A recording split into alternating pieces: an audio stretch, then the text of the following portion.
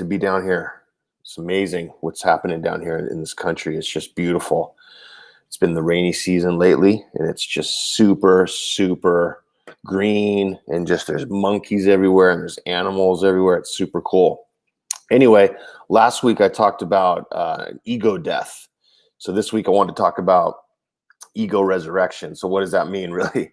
So once we've learned that what we're showing the world isn't our authentic self, and we did that for a lot of reasons in the past, to survive difficult situations, to get through abuse or trauma, right? We dealt with our own sort of ego identity because that was what's something that protected us. And so what happens when you go through the process at Rythmia, and also lots of plant medicine and classes and integration and all kinds of really good things, yoga and healthy eating, you get to see that your ego was a certain part of you that was important at the time. It had a really good purpose. It was something that you used to like kind of just deal with reality and to basically not be hurt, emotionally and physically even. And so what happens once you reunite with yourself and you see who you actually are as a person, and when you're really authentic and you're connected back to yourself, right? You're plugged back in.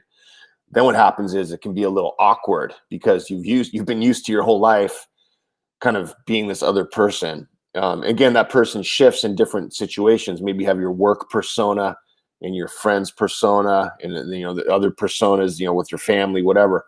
But once you're plugged in and authentic, and you're just yourself, and you're reunited with your soul, it can be a little uncomfortable at first because you're not used to dealing with that, right? Like, so when Jerry did that, back in the day with his first plant medicine experience, he was really struggling when he got back home after he did his stuff in Costa Rica because he didn't know how to behave with people in general, and he was scared. But he learned quickly in a couple of weeks that it was a really nice way to be because it just felt real, because it was his true self. And it took a little time to build confidence in the authentic self. So what I usually tell people to do, and I teach a class down here at Rythmia on Thursdays in the morning about how to prepare for home, and what to do after you've reunited with yourself and you've seen who you've become and you've connected back with your soul. And I explain to people that it's really, really important to have a daily practice. And the reason for that is because it allows you to stay plugged into yourself and you stay connected to yourself. And that's the goal, is that you want to be authentic, and you don't want to be wishy-washy and swayed by things. You want to be able to have clarity and feel grounded and make the right decisions for yourself, and also see who other people are, and just really know yourself. It's very important. So a daily practice is very, very key to keep this momentum going. And a daily practice can be really anything you want it to be. The traditional ones that we always hear about are meditation and maybe some yoga and sound healing stuff. Also, what I like to do is just go work out and go to the beach, go for a surf, or just be in the gym, go for a run. For me, that's my daily practice, where I connect with myself, and I'm intentionally being mindful during the process, where I'm plugging into myself, because I could go run 5 kilometers and just run them and whatever. But when I'm doing it mindfully, it's a whole different ballgame, because I'm actually plugged into myself. I'm thinking about, maybe anxieties or sadness or things that I've dealt with or holding on to for other people. Because, I'm working with so many guests here, like dealing with a lot of different stuff, and I get bombarded sometimes. So which is again part of the job and part of my personality. So I hold things. And so what I want to do is kind of get them off of me. So that allows me to plug back in, that I'm mindfully doing something to get, anxiety out, or get sadness out, or, lack of clarity, kind of get that out of the way. So a daily practice is really important. Another important thing to boost your ego in a healthy manner and to get it connected to yourself and stay plugged in is to eat in a healthy way. Now at Rythmia, we serve super healthy food. We don't serve any cow products. We're not vegan here, but we do have vegan options, and we mostly eat fish, some fishes here, and a lot of vegetables, a lot of really healthy stuff. And that's just a good vibe for you in general, after you get home too, to just stay healthy and avoid processed food, avoid fast food and all that crap.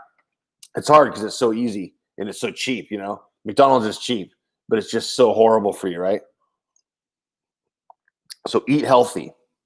Also avoid excesses in alcohol, and of course avoid drugs that are not, prescription drugs that you need to take with the help of your physician, of course, whatever that might be, if that's your thing.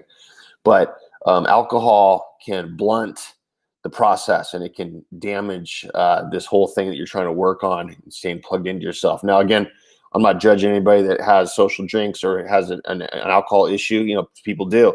So you got to kind of get it down to where it's not being used as a coping mechanism, right? Drugs and alcohol are used as coping mechanisms for people that have addictions.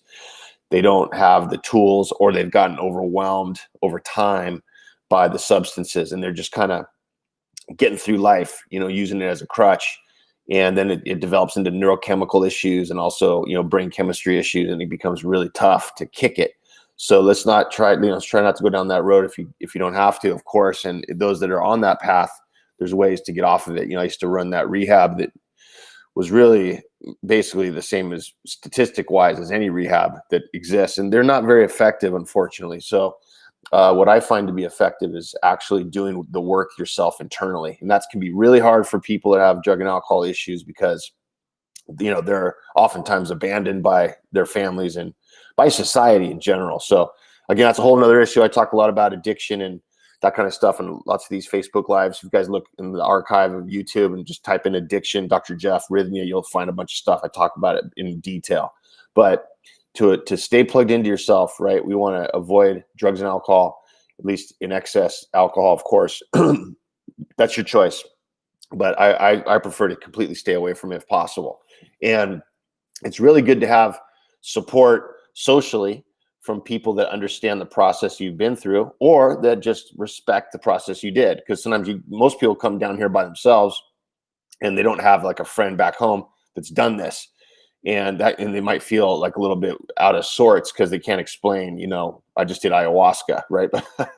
I did plant medicine. So it is important to have a friend or have a social network that you can connect with people, and you can kind of remind each other to, stay plugged in, do your daily practice, that kind of thing.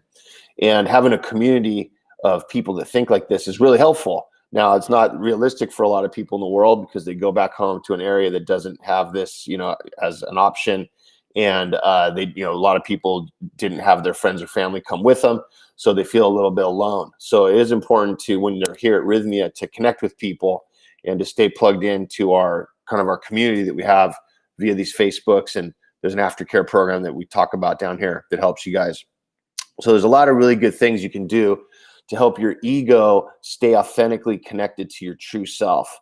And you're never going to get rid of your ego. It's just part of the psyche of a human being, but you can definitely have it be in check and have it be something that works collaboratively with you in a productive manner. So a good rule of thumb is to always sort of think about, what is it that my soul or my emotional self wants?